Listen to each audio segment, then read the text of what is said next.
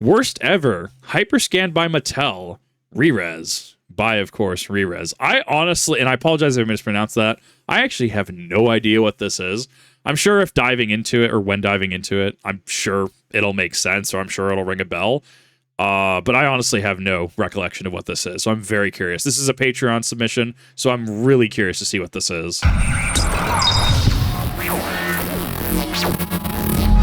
Hey, do you like video games? Do you like collectible cards? That's a Pokemon! Well, have I got something incredible for you! A long time ago in the year 2006, Mattel, the makers of Barbie and Hot Wheels, entered the video game market with a revolutionary console known as the HyperScan. The HyperScan isn't technically Mattel's first dip into console gaming. They released a system called the Intellivision way back in the late 70s. People fondly remember the Intellivision for its games library, graphics, and innovative add-ons. But somehow the HyperScan has fallen through the cracks of time, forgotten and unloved. Surely this must have been a mistake. Mattel is a massive company and they could do no harm, right? Well, folks, hold your toys real close, because we're about to enter a world of red lights, trading cards, and misery. Okay. The HyperScan, a CD-based system with some interesting bells and whistles. When you unfold its book-like design, you'll notice a few things. It feels super cheap and flimsy, and when you place it on a table, it doesn't lay flat. Good job, team! Notice that bizarre ruby red platform next to the top loading disc tray? That's the HyperScan's radio frequency identification, or RFID scanner. This gives the console the ability to read and write to collectible cards. That's right, Pops! Traditional trading cards are old hat! Us new kids are into IntelliCards now! I was expecting a I was expecting a biatch at the end of that, bro. What is my brain? His upside down glasses, bro. The commitment to the bit. This is a 10 already. I'm loving this. This honestly, this makes me upset that we don't have a modern equivalent. It's probably because it's all proprietary, right? Like, if you can have, what is it that what does the Amiibo do? How do people do it? Amiibo. How do you? Is it an NFC? I don't know what it's called. Anyways. But allegedly, people can write their own amiibo and stuff. Like, they can actually, like, assign it to a little tag, right? I think it's I don't know what it is. I don't know the tech that goes into that. That stuff would be so easy to do. I don't know. But then again, I guess mass production, I guess proprietary, you know, TCG's already being in a competitive market as is. You literally have to compete with Magic the Gathering and Pokemon. I don't know. It's interesting. Like, this is definitely a product of its era. Like, yeah, the chaotic comes to mind with this. Simply plop an IntelliCard onto the card scanner and you can activate save data and unlock amazing new game features. Exciting! Now, we said at the beginning that this console came out in 2006, but let's put that into some context. The Xbox 360 had already been out for a solid year, and the PlayStation 3 was 1 month out from launch from the release of the HyperScan. Both the Xbox 360 and PS3 were known for establishing high-definition gaming for players across the world. Whether utilizing Blu-ray discs, online gaming, or featuring large storage media, they were truly the next big step in console gaming. But the HyperScan? It was standard definition. It couldn't go online. It didn't have any built-in storage. It used regular old CDs, a format long ditched by home consoles. Now, okay, sure, it wasn't of the same caliber of the Xbox 360 or PS3, but that doesn't matter, as long as playing games on it is responsive and fun. So, let's turn it on and have a look. I think I tried. I'm trying to remember. It was the past year or two. I don't remember where specifically. I think it was when I was trying, because I bought my sister a Wii because she had been wanting it for a hot minute. Because we used to have one, and then she talks about it, and I'm like, well, this is backwards compatible game. So I ended up buying it for Christmas one year, in the past couple of years, and I think I was testing that specifically. And I had to, like, plug in the AVI cables into a modern TV. I don't know what brand it was. I don't remember where it was. But, like, if I remember correctly, I was trying to plug it in. And I'm like, bro, there ain't no AVI ports on this. Like, because obviously you'll have, like, you know, to set up surround sound and stuff. You'll have, you know, audio, visual, and you'll have a bunch of other plugins as well. I look at this TV and I'm like, bro, there's no AVI ports on this. And that made me feel a little old and a little depressed, if I'm being honest. That I'm like, what do you mean this just doesn't have AV ports on it? That's stupid. This definitely feels very plug-and-play status. Right, we're all ready to go and play with the HyperScan. We've got a copy of X-Men in there, a bunch of cards ready, so let's go. And... Doesn't work. Maybe? Well, this HyperScan is broken. We heard this might actually be a problem, but no worry, folks. We actually have a whole other HyperScan ready to go. Nice. And... There we go. Finally, the system turned on and the game is loading. This is taking a little while, but shouldn't be much longer, right? But can it play Doom? How has a minute passed and the system is still not done loading? You know what? Still loads faster than Call of Duty titles compiling shaders. That pissed me off. Like Elite Dangerous does it too. I get the reasoning. I get it. It's supposed to make a more seamless experience by loading things up front. But I've literally had Call of Duty load up slower. Just, oh my god, the compiling shaders is so stupid. Like, if it's done wrong, it's done wrong. How much longer could it possibly be? Almost Amazing. at the end. It's still hanging on, but we're almost there. And here it goes. There's the HyperScan logo. Wild. There's the logo for Marvel. And there's the logo for the company that made this game. And... Loading screen again. That was 2 minutes. 2 minutes of loading for intro logos. That didn't even start up the game. It took forever to load this disc. And folks, Wild. I'm not making this up. Directly after the loading screen, this system started to make this strange noise. It sounded like this.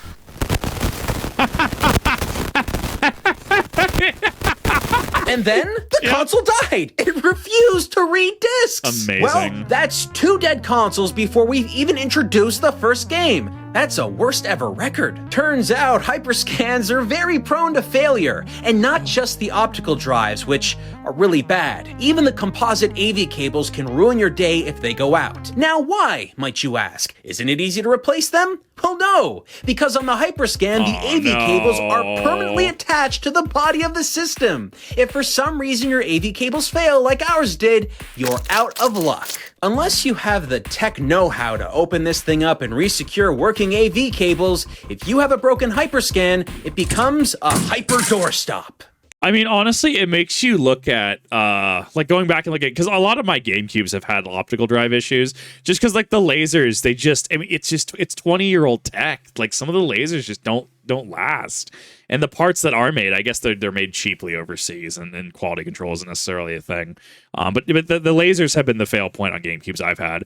At least if I run into an AV issue, I can just plug it. It makes you appreciate like the modular nature of things, right? Being able to have an N64 that you can pull the RAM pack out of, right? Being able to have the same AV cable go from Nintendo 64 to GameCube to Wii, right? HDMI cable swapping out, everything's standardized, right? Like it makes you really look at that and like, I want to say respect it more, even if it's the minimum, right? What am I looking for? What's the word I'm looking for? It makes it so that way you're like, yeah, no, I sure am glad that standardization exists. Every HyperScan system originally came boxed with a console, a game, some of those fancy scannable cards, and one controller. Okay. I've used many a controller throughout the years on Rerez, but none have been more questionable than this. That's the so HyperScan console has So a USB port. I've seen it. It's right here. But they didn't choose to use that port for controllers. No.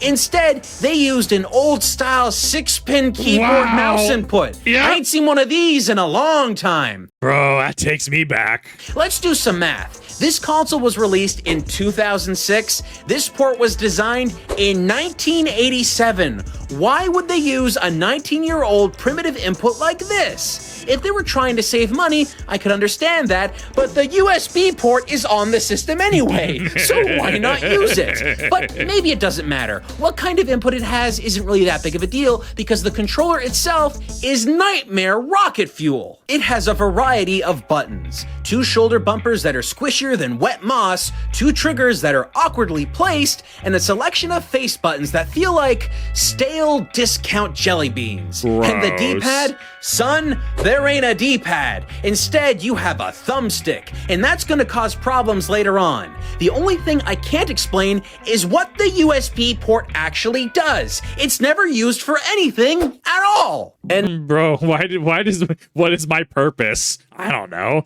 Oh my god. Bro, why does it feel like this is just like an asset mishmash, right? Like a bunch of like stuff that was sitting in the warehouse was kind of cobbled together, like your 6-pin connectors for the controller, right? Like, why does it feel like this is just a bulk discount asset mishmash? This is wild. now, after having seen all of the hardware trouble that we've encountered and knowing just how poor this controller is, you would have to assume that the core function of reading cards off of the system, this console's sole unique feature, would at least be in a usable state. Maybe. Well, here, you tell me if it works. Boom, boom, boom, boom, boom, boom,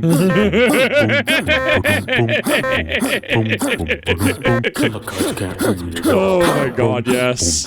It's beautiful. He put it in.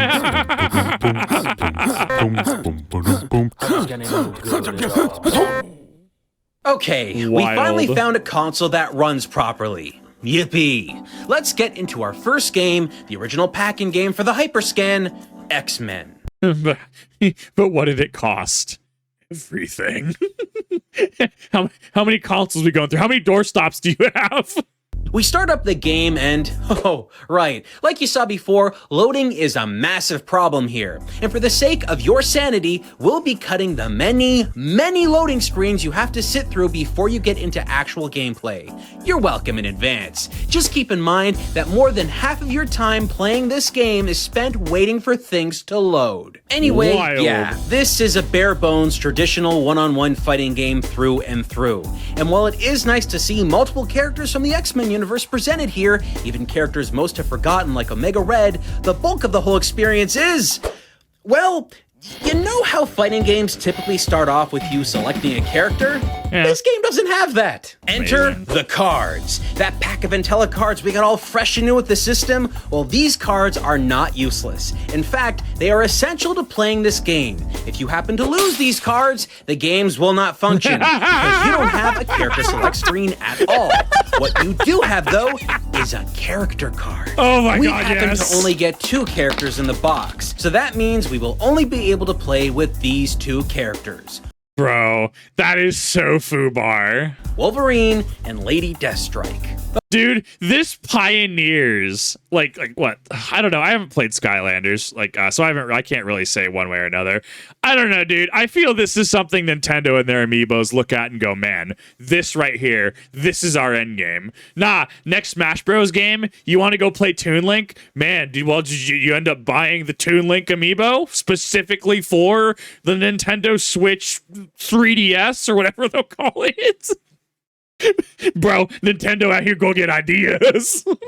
Okay, we've scanned our fighter, now let's get into the game. And, well, these graphics are freaking awful. They're I mean, spicy. look at this. They're peddling lackluster 2D graphics 3 whole generations into 3D consoles. This is shocking. And what the heck is all that loading for? Technically, the HyperScan is more powerful than the original arcade hardware used for X-Men Children of the Atom. That was over a decade before the HyperScan came out. Look at the difference. What possible excuse could they have for making something this shoddy? So it looks bad, everything is locked behind cards, and you can spend an eternity waiting to play. But once you're into the game, surely it must play good, right? Right? Imagine, if you will, a fighting game that suffers input lag that is measured in seconds, movesets that make no logical sense at all, AI that is just as scared and confused as the player. That's X-Men on the HyperScan. But that's only half of the story. Everything you do in this game earns you experience. After each round that you complete, you scan your card on the system and build It up your saves character's it. Okay. stats and level. Okay. That makes the character cards also memory cards. Interesting. Kinda cool, right? And to add to the fun, each time you want to access a training level, change a character, modify a fight, or attempt a finishing move, well, You gotta get up out of your seat, walk over to the console, find your card, and clumsily scan it as fast as you can. Because in some cases, this can be timed. The HyperScan is too busy to wait around while you fumble with its scanner. If you are too slow, you'll miss your chance and the game moves on. I feel like this is like there's concepts of ideas here, right? Like imagine if you had like a passport book, right? Like a little booklet, and you just flop it open and you have like this thick like card, right? And like you're effectively key card like scanning in, right? Like you're badge scanning into games and stuff, right? I feel there could be a really cool concept here, especially for like a mobile game. I don't know, but even then, like it's why like, well, if you design a trading card game, you know, we're going to have it so that way you have to use these specific dice, right? Or like, why does Yu-Gi-Oh! Dungeon Dice Monsters not necessarily run where Yu-Gi-Oh! The card game does, right? Well, sure, you have your 40 to 60 cards and whatever extra deck, right? But it's like, well, are you going to keep track of all these dice, especially if they're very specific dice to the game, right? If you want to play a game with dice, can you use classic D6s, or do you have to use specialized D6s that are, you know, integral to the game? Or what if it's like, well, we're going to require everyone use D8s, and now you can't use D6s, right? Like, it's just creating barriers for entry. So this is a cool concept that I think could have a really cool execution. But it's done in a way that it just arbitrarily just increases the amount of barriers that the player encounters, thus leading to a product that ends up being frustrating to actually like engage with, right? They could have easily put a card scanner on the controller. They could have. But instead, they designed it like this. What a dumb choice. But at least you've got this stupid slot in the controller to stick your card into, which doesn't even hold the card up all that well and ends up falling out incredibly easily. This whole experience with this one game is daunting. An epic force of poor ideas and concepts rolled into one. But this was only the game that was included in the box.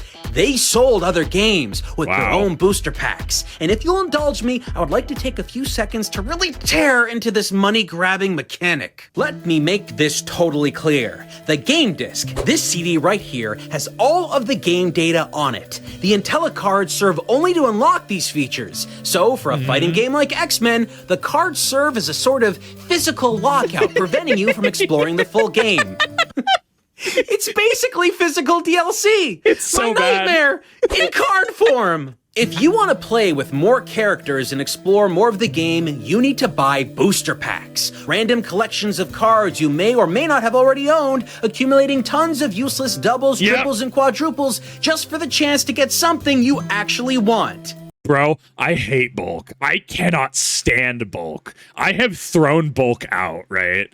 Like, and that's why I buy singles, right? Like, so my kind of exception is I have a bunch of bulk Naruto and a bunch of bulk L5R.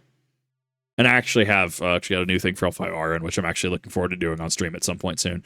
Like, other than, I keep those around because those are kind of a rarity. But if I open a Yu-Gi-Oh pack, or like, let's say I open like, I don't know, several Yu-Gi-Oh packs, right? Bro, I could care less about the bulk. I will throw that stuff out, or I will give it to somebody. I cannot stand bulk. I just buy singles at this point. This Kip's getting upset. He has to deal with bulk. Bro, I'm so sick of bulk. Hey, that sounds familiar. The HyperScan was way behind the curve in lots of ways, but when it came to loot boxes, boy, was it ahead of the curve. Yeah, it was. You could purchase pack after pack, hoping for a specific fighter or a move for a fighter you already own. But maybe you never get that card and end up instead with a bunch of these irritatingly dumb training levels. Look at this. What is this even supposed to be? Whoa, that was $10 well spent. And of course, cards aren't compatible with other games. Each title requires its own set. The X-Men game alone has over 100 cards. Wild. A booster pack contains only 6 cards. Do you comprehend how many packs you'd have to buy for a chance to get everything you need to play the game fully? It's an endless rabbit hole you keep spiraling down because you're already invested, so you may as well buy one more pack to make that game better. Just another one, and another, and another, and another. Spend hundreds of dollars on a single complete game. Even if you could collect every single card and therefore get the most full experience of what the game has to offer, X-Men is simply a terrible experience with controls that are borderline unplayable. The input lag is atrocious. It feels like I'm screaming to a friend in another room what buttons to push. Hey, Adam! Push the B button! Good! But did the developers just make a bad game, or is the console to blame? Well, let's find out with our next game, Marvel Heroes. Wow. Where do I even begin? So this was 2005? Right? When did No, this is 2006, right? When did the original Iron Man come out? 2008. So this was before the actual start of the MCU. So this was the tail end of old Marvel licensing. Okay, that makes a little bit of sense now. The game is a complete mess. That makes you have sense. cringe-inducing visuals and poorly written dialogue encapsulated in shoddily scraped-together comic book sequences. All of this is done in an attempt to produce some kind of reason for everything to be going on. None of it flows, and none of it works. Unlike X-Men, this isn't a fighting game, but instead, it's a platformer side-scroller beat-em-up. The cards are used in a totally different way here, but somehow it's worse than the X-Men game. Look, you can get Wolverine in X-Men and play through his whole campaign. All you need is his character card. But in Marvel Heroes, you might have a character card for the Hulk, but you may not have his story card. They look exactly alike, but they don't work the same way. Here is how that works. If you've got a story card, congratulations! You can play whatever that story is. You play as a character dictated by the... What is that? Congratulations! You can play... What is this dumbass Ultron on my screen? The only Ultron I've seen is from actual Age of Ultron, and I think a couple art pieces from like extended MCU stuff. Bro, that is wild to see older Ultron. Whoa. Whatever that story is. You play as a character dictated by the story. Typically, it's 3 boring levels with mindless enemies being tossed at you with 2 smaller bosses until you beat a main boss. Boring. If you don't have a story card though, you can still play the game by making your own story. Kinda. Get out your pack of paid DLC nubbins, choose a character, pick an area, use an atmosphere, throw in some villains or bosses, and there you go. Your own custom content. Sound fun? It's not. This random shuffling of cards rarely ever makes sense. Without the tiniest touch of story, it's just bland design laid on top of bland design. The areas always look dull and uninspired. Now, we had a booster pack, and luckily, we got an atmosphere card, but all it did was turn everything to night, which just looks like someone lowered the brightness on your TV. Cool. The controls are just as bad as in X-Men, but this game seems to be far more glitchy. Jumping from window to window with the Hulk looks bad and sounds worse. No matter what character you play as, nothing ever feels right. Captain America has a section where he needs to climb up trees, and honestly, look at this. This is ridiculous. The trees look like they're part of the background. That's But bad. honestly, it's that whole random stage creation thing that is inexcusable. We used an area card with the Thing from Fantastic Four, and we were instantly loaded into a level that was broken. I tried for half an hour to find some solution to get past this hole in the ground, but absolutely nothing I tried worked. Nothing! There seemed to be no way at all to beat this stage. Soulless and broken random mission generators are one thing, but when you're charging for the cards that make this random system work when it really doesn't, that's when you're ripping people off. This has seriously got to be one of the worst games I've ever seen sold with a legitimate license from a major company like Marvel on board.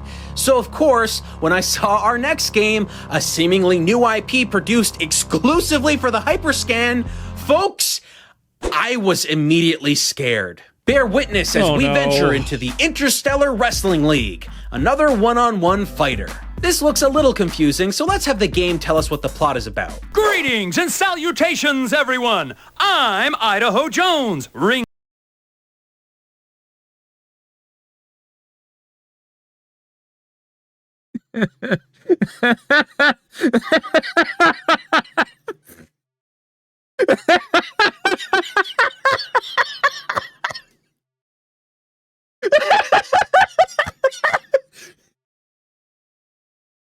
Fuck off.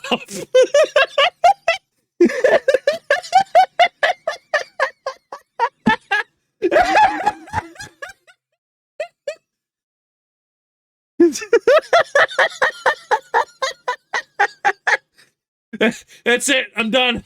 I can't do it. I can't. Nope. Get it? It's cause it's a potato and Idaho potatoes. Oh my god. Our main export isn't even potatoes, it's sugar beets. Oh god. Sorry. That got me. Oh, that killed me. That was an experience. Oh my god. Wrestling League, another one-on-one fighter. This looks a little confusing, so let's have the game tell us what the plot is about. Greetings and salutations, everyone! I'm Idaho Jones, ringmaster and commentator for the Interstellar Wrestling League. I hate whoever made that. I hope that their pillow is always unnaturally warm, and they are constantly heckled by geese. That was bad. I've sent a message to all wrestlers in the galaxy. Who is the biggest?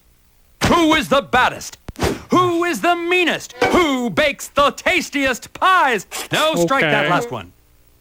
There can only be one king of the ring. Who will it be? Join me for fantastic IWL action. Okay. Beautiful intro, ain't it? It's like watching a slideshow about what the cutscene might actually look like when they were done the game. They didn't even clear this potato guy's cutout properly. That's just a bad Photoshop. But this title is special. Meet the only game not created by the company that developed the other games on this console. Interstellar Wrestling League was made by Digital Eclipse. Now, if that name sounds familiar, it's because they've been responsible for some really great titles and game collections. But how did the company fare on their only HyperScan outing? Oh my god. It's not that good. You gotta hand it to Digital Eclipse. This may in fact be the best game on the console, but don't think for a moment that this means that Interstellar Wrestling League is actually good. It simply proves something that I suspected about the HyperScan from the very beginning. The console is capable of delivering a half-decent experience. This title has less input lag, making it far easier to control than its cursed brethren. It's not perfect, frankly it's terrible, but at least when you push a button, the character on screen reacts appropriately. And as for loading, yeah, it still has a lot of loading screens, but they seem much faster than anything else you'll play on the HyperScan. So it's got some things right. Sure, but where it fails hard. The game is virtually identical to X-Men. You'll need multiple cards and booster packs to get more characters and basically complete the game. But where this game dips just a bit below X-Men is in its ability cards. During a match, a blow-up referee will show up that pauses the game. This happens at random during an active fight. You'll need to pull out a card that grants your character some ability and place it down. No! Can you imagine trying to, like, I don't know, like link down smash or like, I don't know, just do a smash attack with any Smash Bros. Like character and like, I don't know, like, like a Waddle Dee just blows a timeout whistle and says, "Hey, you need to scan your amiibo. Hey, I hope you have that that Link amiibo to be able to do your down smash." Oh, that's bad. Failure to do this results in your opponent gaining an ability that they can use against you, leaving you with nothing. So you better hope that you happen to have a card nearby. Oh, looks like I don't. Guess I need to go out and buy more booster packs to make my angry space wrestler fight better. This breaks the cardinal gamer rule of our gaming rule of interrupting the player playing the game. Imagine if every time you got killed in Call of Duty, you got served a McDonald's ad. You would probably be very angry very quickly. How about we move on? Let's dip back into the world of licensed properties in Marvel by playing a game called Spider-Man. This was a Toys R Us exclusive, Wow. so it's gotta be good, right? Nope. The title's Toys R Us exclusivity meant that you got an extra card in the game box.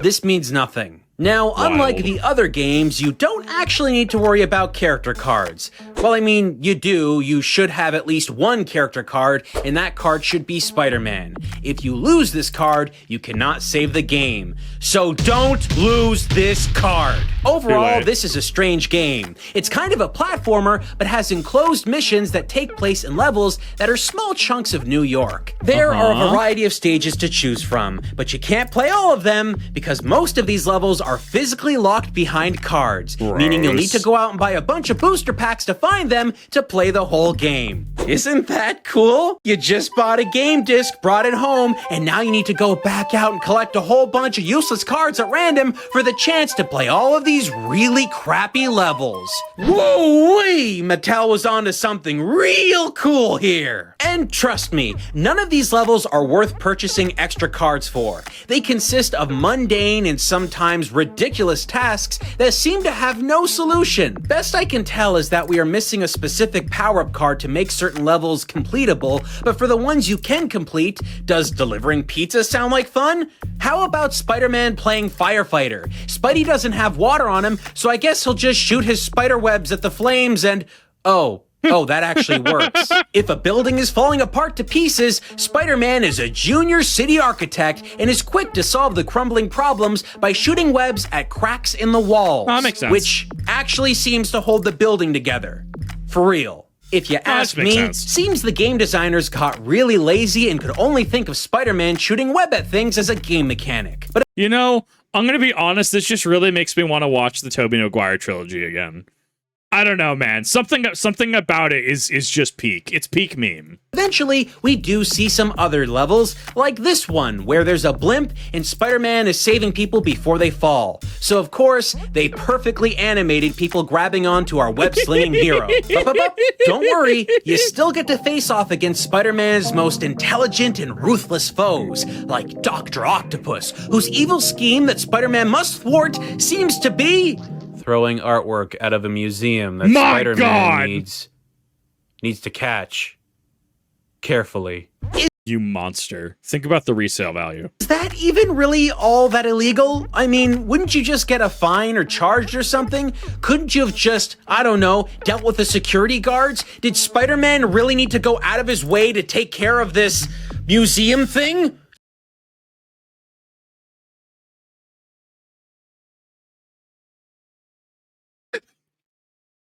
So this is really funny. Because didn't the Louvre get robbed recently?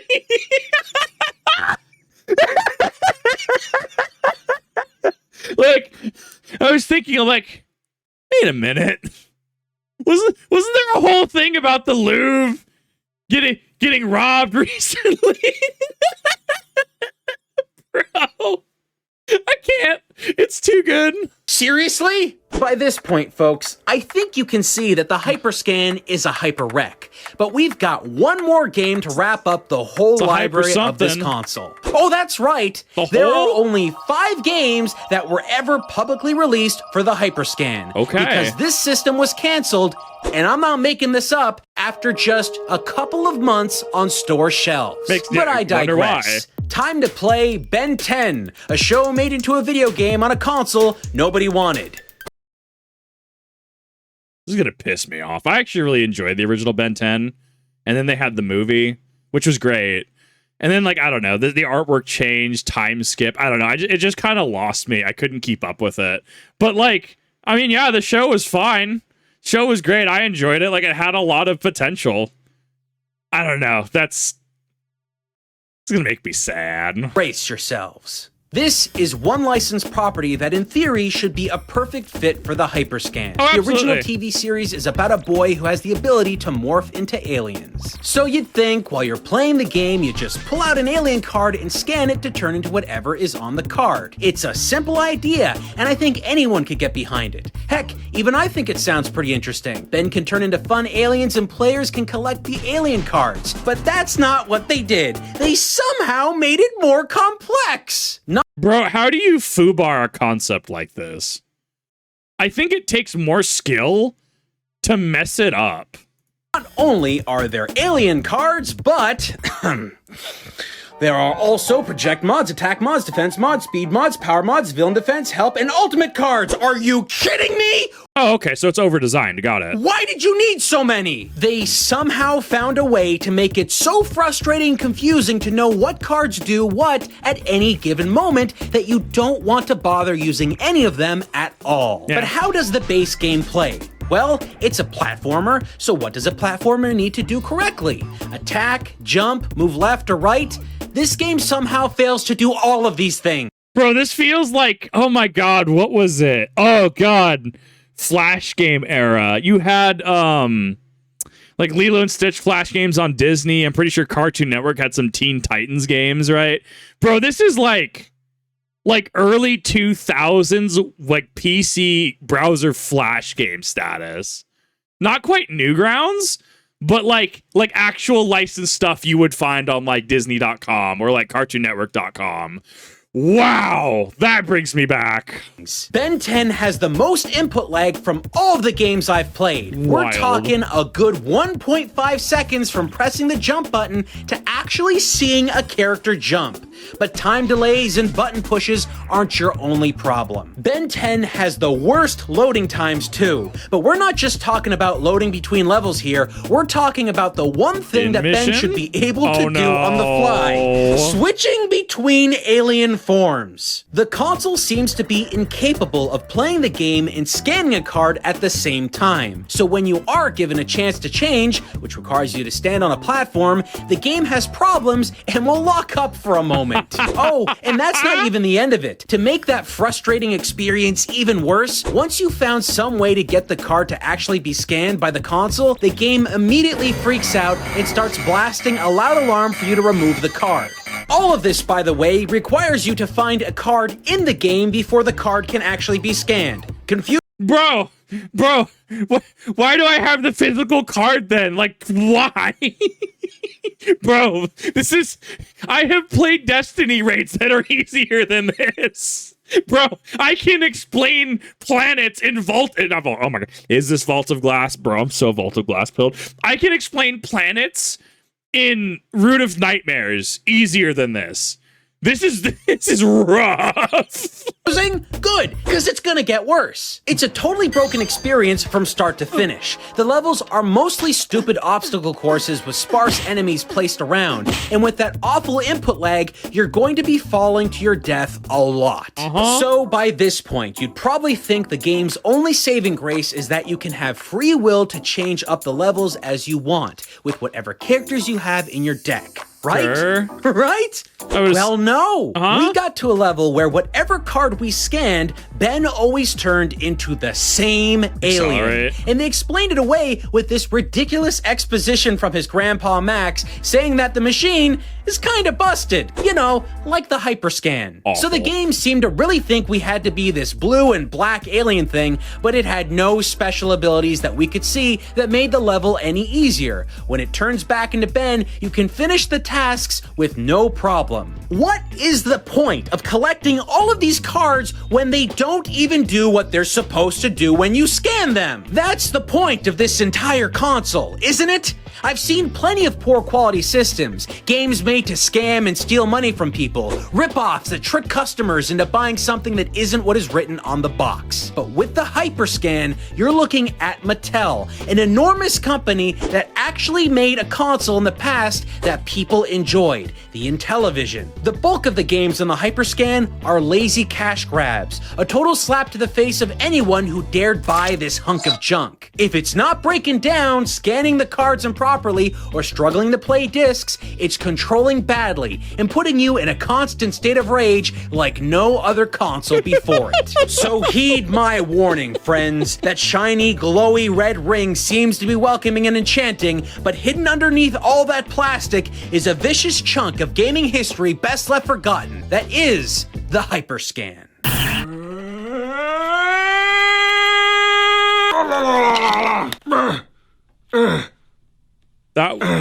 That was awful. Like, the video itself was great. I absolutely really loved this. I I actually really loved watching this. The console itself is awful though. That was wild. Oh my god. Yeah, accelerating even faster than the game. Why bother? Exactly. Bro, so someone get Reggie out here. If it's not fun, why bother? I hate that. Oh, the system foobar, game state, just degenerate, just enter scoop phase, don't even bother. Like, sure, cool concept, especially if you're trying to ARG something. The tech just wasn't there. This was clearly just, I don't know, they probably just had the Marvel license and we're just like, cool, we're gonna do this. I don't know. What a wild ride though. This used to be products. Like, we used to see a lot of stuff like this, right? This was very of the era. So it's kind of an interesting like way to turn back the clock and be able to see some of this stuff. Because we still have stuff, don't get me wrong. I don't think we have stuff like this specifically anymore, right? Or I think this is an era long past. They just do for mobile games. Yeah, you don't even get the physical cards anymore, bro. Just go pull more Madden packs. Oh my god, it's also made Barbie. Now imagine this is how boys were done. Imagine the girls got scammed and told, yeah, this is bad. God. It's hard to tell which is worse, this or modern gaming. I don't know. Like, specifically modern gaming that just like, you know, takes up an entire hard drive, is unoptimized, clearly just macro transaction riddled, just quadruple A slop, dude. I don't know. That's a toss up for me, unfortunately. But at the end of the day, come to your own educated conclusions. I honestly really enjoyed this. Thank you, Rerez, for an amazing video. I thoroughly enjoyed this, and I'm sorry you had to subject yourself to that. Hopefully it was pretty fun for you, in certain aspects as well. I enjoyed this. Hopefully you did as well. Definitely go check out the original channel in the description down below. And I will see you all in the next one.